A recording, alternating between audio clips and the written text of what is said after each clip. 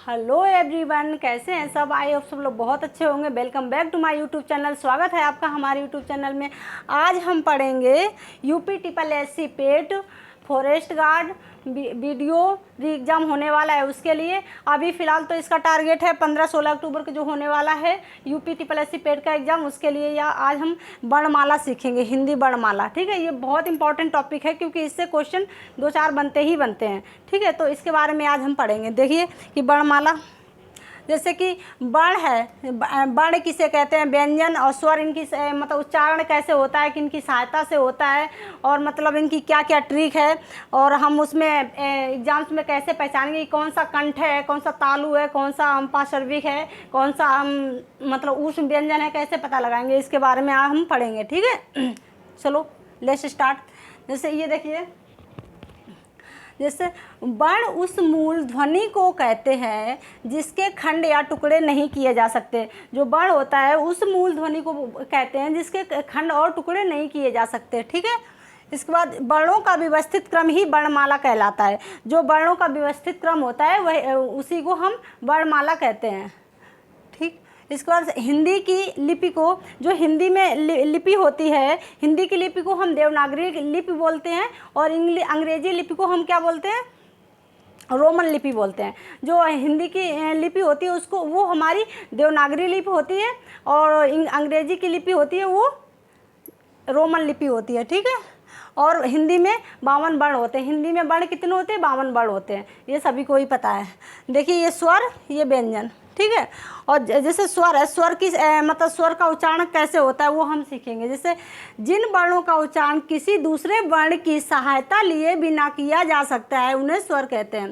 जैसे किसी मतलब ऐसे वर्ण जिनका उच्चारण किसी दूसरे की मतलब उनको उच्चारण करने में किसी दूसरे की मदद नहीं लेनी पड़ती है, किसी दूसरे शब्द की सहायता नहीं लेनी पड़ती है, उन शब्दों को हम क्या कहते हैं? स्वर कहते हैं। इनकी संख्या कितनी है? स्वर की संख्या 11 होती है। स्वर की संख्या 11 होती है। ठीक है, और इधर देखिए व्यंजन, और व्यंजन के लिए क्या होता है? जिन वर्णों के उच्चारण में किसी स्वर की सहायता लेनी पड़ती है वो व्यंजन कहलाते हैं। जैसे मतलब ऐसे शब्द जिनके उच्चारण में किसी दूसरे शब्दों की मतलब उच्चारण में किसी दूसरे शब्दों की सहायता लेनी पड़ती है वो व्यंजन कहलाते हैं। जैसे कि स्वर, जब व्यंजन को उच्चारण करेंगे हम तो हमें स्वरों की सहायता लेनी पड़ेगी, तभी हम इनको बोल सकते हैं, वरना ये नहीं बोले जा सकते। जैसे का बोलेंगे, का में देखिए पीछे आ निकलता, का आ। जैसे ये देखिए, जैसे मैंने ये यहाँ लिखा का लिखा का, तो अब आपको का के पीछे भी का आ निकल रहा, का आ निकल रहा है, का इसी में का में आ निकल रहा। तो जो हम व्यंजन हैं, व्यंजनों को हम मतलब स्वर की सहायता लिए बिना नहीं उच्चारित कर सकते, नहीं बोल सकते हैं। और स्वरों में ऐसा नहीं है, उनको हम बिना किसी की सहायता लिए आराम से बोल सकते हैं। व्यंजन की परिभाषा स्वर की सहायता से उच्चारण होता है। ये मैंने बता दिया है, स्वरों की सहायता से ही उच्चारण होता है व्यंजनों का। व्यंजन, जब हम व्यंजन को बोलते हैं तो हवा वायु मुख को स्पर्श करती हुई बाहर आती है। जो हम व्यंजन बोलते हैं तो जो हवा है हमारी अंदर से वो हमारे वायु मुख को स्पर्श करती हुई बाहर आती है। ठीक है, बाहर आती है। तो जैसे अब ये देखिए वर्त से, जो हमारे वर्त से व्यंजन है, जो हवा मसूड़ों को स्पर्श करती हुई आती है, उसको हम वर्त से बोलते हैं। जैसे सा, जा, रा, ला, ये वर्ण क्या है? वर्त से वर्ण है। जो हवा मसूड़ों को छूती हुई बाहर आती है वो हमारे वर्त से वर्ण होते हैं।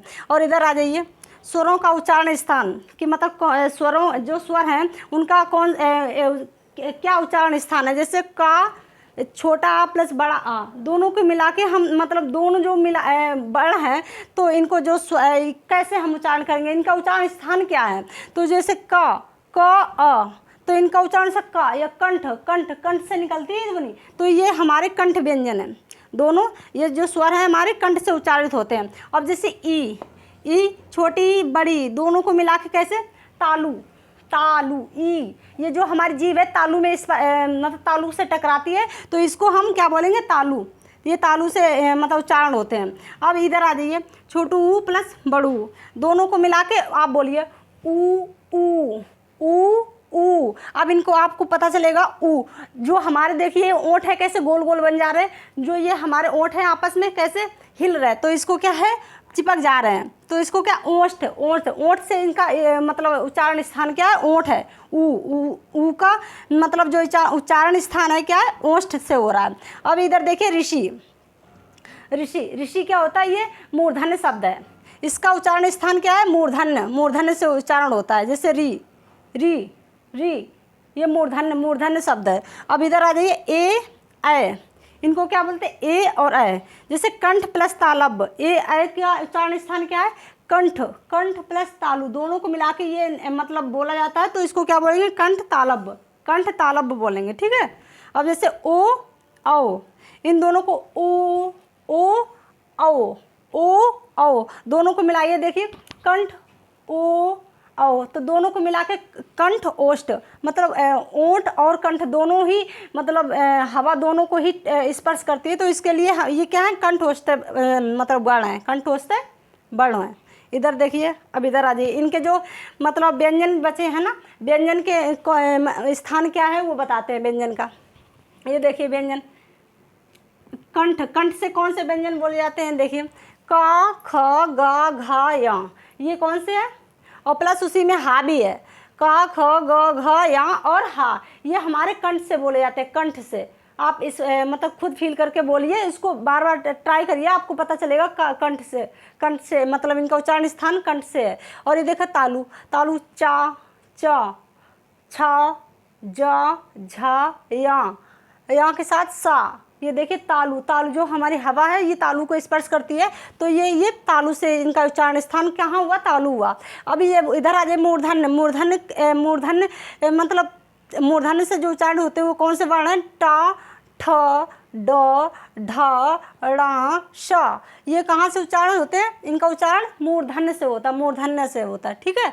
अब इधर आ जाए दंत, दंत से देखिए दा, धा, दंत से जो उच्चारण होते हैं देखिए ता, था, दा, धा, ना और शा, ये दंत, दंत जो हमारे दांत है ना, दांतों से देखो ता, था, ये हमारी वायु है ना दांतों को स्पर्श करती हुई बाहर आती है ना, तो इसको हम क्या बोलेंगे दंत वर्ण है, ये हमारे दंत से उच्चारण होते हैं। अब इधर आ जाइए ओष्ठ, ओष्ठ तो हमने बताया था जिनसे मतलब ऐसा लगे कि वायु हमारे ओंठों को छूती हुई बाहर आ रही है, तो उसे ओष्ठ वर्ण बोलते हैं, जैसे पा, पा, ये देखिए पूरी तरह से पा, फा, बा, भा, मा, तो ये देखिए ओष्ठ है, ओष्ठ वर्ण है, ये हमारे कहाँ से होष्ठ से उच्चारित होते हैं, ठीक है। अब इधर अंतस्थ व्यंजन, अंतस्थ व्यंजन देखिए या, र, ला, वा, ये क्या है हमारे अंतस्थ व्यंजन है। या का उच्चारण तालु है, रा और ला का उच्चारण क्या है वर्तशय है, और वा का उच्चारण दंतोष्ठ है, ये हमारे कौन से अंतस्थ व्यंजन है, ठीक है। उस व्यंजन कौन कौन से हैं, स, श, श, ह, ये क्या है स, श, श, ह, ये हमारे ऊष्म व्यंजन है। ऊष्म तो ऊष्म मतलब जो गर्मी हमारी है, मुख्य वायु की गर्मी वो बाहर आती है, तो हवा जब बाहर की तरफ आती है तो उसको हम ऊष्म व्यंजन बोलते हैं। और संयुक्त व्यंजन कौन से हैं, संयुक्त व्यंजन छ, त्र, ज्ञ, स्रा, ये हमारे संयुक्त व्यंजन है। जैसे आदि का प्लस स्रा, ये मिला के क्या बनेगा छा क्षत्रिय बनेगी, आधा का प्लस स्रा मिलके ये बनेगी छा क्षत्रिय, और ता प्लस रा मिलके ये बनेगी त्रा, तो ये हो गया त्रा। और जा प्लस या मिलके बनेगी ज्ञा, सा प्लस रा मिलके बनेगी स्रा, तो ये हमारे संयुक्त व्यंजन हुए। लुंठित व्यंजन कौन से हैं, लुंठित व्यंजन है रा, लुंठित रा, लुंठित व्यंजन कौन से रा। पासर्विक, पासर्विक कौन सा है ला, पासर्विक ला, ला व्यंजन। और इधर देखिए इसकी ये ट्रिक भी है KTMDH, क्योंकि ऐसे तो याद रहने वाला है नहीं, तो आप इससे ट्रिक से भी रख सकते हो याद, KTMDH, जैसे कंठ तालु मूर्धन्य दंत ओष्ठ, इस तरह से भी लन रख सकते हो, क्योंकि एग्जाम्स जाते ही सब डब्बा गोल हो जाता है, तो थोड़ा बहुत ट्रिक रहेगी तो लन भी रह जाता है दिमाग में, ठीक है। तो ये आपका वर्णमाला का चैप्टर था। वैसे मोस्ट इम्पॉर्टेंट जो क्वेश्चन थे वो मतलब टॉपिक था ये बहुत ही, क्योंकि इससे क्वेश्चन बहुत ही ज़्यादा एग्जाम्स में पूछे जाते हैं, तो मैंने वो आपको मतलब आज बता दिया है। आई होप सो आपको बहुत ही अच्छा लगा होगा ये टॉपिक। अगर आपको ये टॉपिक अच्छा लगा तो प्लीज़ हमारे चैनल को लाइक शेयर सब्सक्राइब जरूर करिएगा। ओके गाइज, जय हिंद।